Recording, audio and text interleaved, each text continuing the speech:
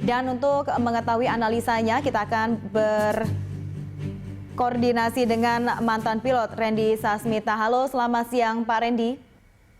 Assalamualaikum warahmatullahi wabarakatuh. Selamat siang, Mbak.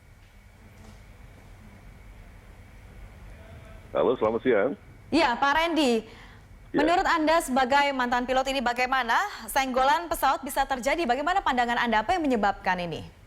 Ya, kalau senggolan pilot pesawat di darat ya, itu ada beberapa posisi. Satu lagi taxiing, lagi taxi bergerak di darat, ataukah lagi docking, pesawat mau parkir, ataukah pesawat lagi di derek. Itu macam-macam terapinya. Kalau pesawat lagi taxiing terus dia senggolan, itu karena non-compliance. Pilotnya kan harus mengikuti garis kuning itu. Garis kuning untuk taxi. Gitu. Di daerah apron, di daerah pelataran parkir di airport. Pesawatnya itu lagi mau docking, mau parkir.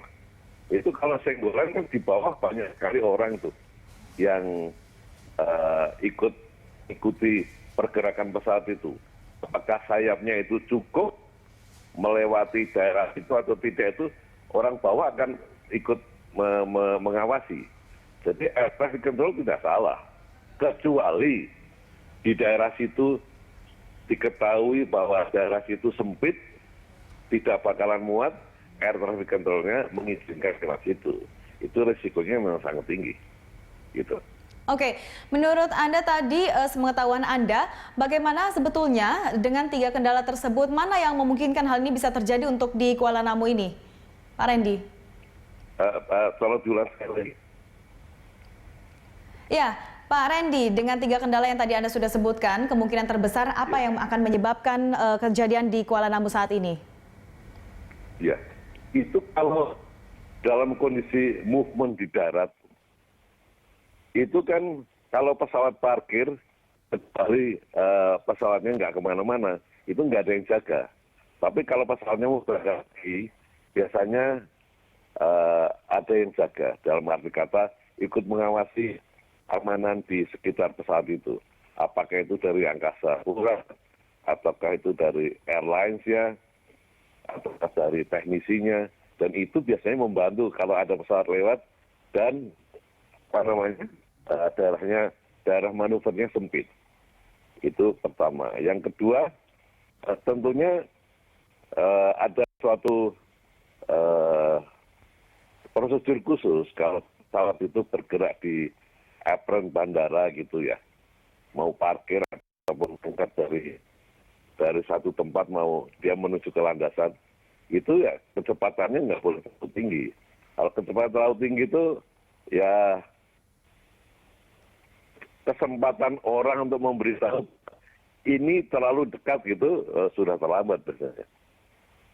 Gitu. Dan pilot, kembali lagi, pilot itu orang yang paling bertanggung jawab karena dia tahu pesawat dia selebar apa sayapnya, dia pasti tahu gitu.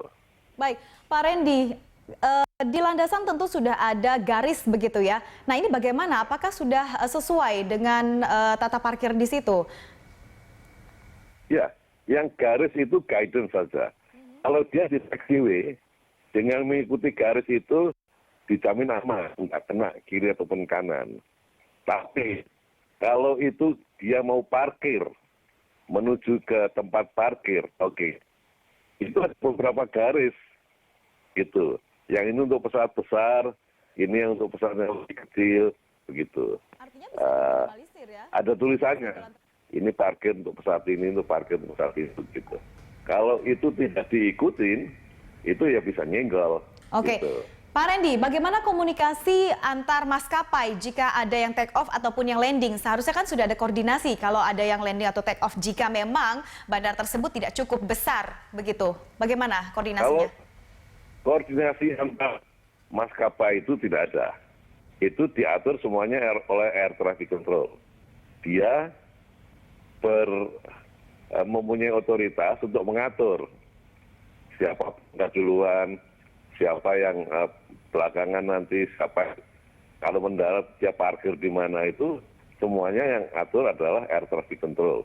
Khususnya kalau di darat, di bandara yang cukup besar, itu ada yang namanya ground movement control.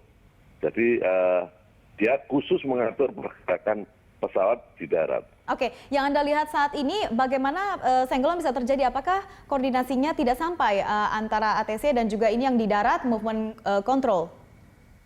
Iya. Semuanya itu diatur. Air traffic control memberikan arahan kemana. Tapi tanggung jawab terakhir adalah di tangan pilotnya tentunya. Karena dia yang tahu pesawat ini muat nggak di situ, nyenggol nggak, ada orang parkir suatu tempat, apakah parkirnya itu sesuai dengan arahan. Karena kalau parkirnya terlalu mundur, ekornya